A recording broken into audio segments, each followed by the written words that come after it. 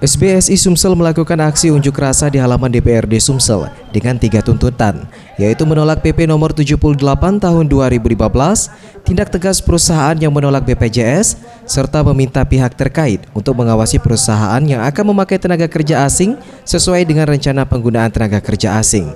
Menurut Ramlian Shah, koordinator aksi, pihaknya menolak PP nomor 78 tahun 2015. Dikarenakan dasar pengupahan berdasarkan kebutuhan hidup layak, dengan adanya PP baru ini dasar pengupahan tidak berdasarkan kebutuhan hidup layak.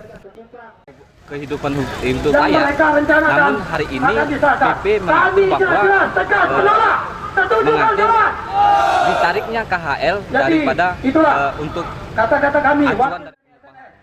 Sayangnya, aksi buruh di halaman kantor DPRD Sumsel ini tidak diterima oleh anggota dewan karena seluruh anggota dewan sedang resis. Kemudian aksi demo dilanjutkan di kantor Gubernur Sumsel dan diterima oleh Ahmad Najib, asisten 3 Pemprov Sumsel bidang Kesra, yang berjanji akan menampung aspirasi para buruh ini dan akan memediasi semua pihak terkait untuk bertemu dan menemukan solusi terbaik.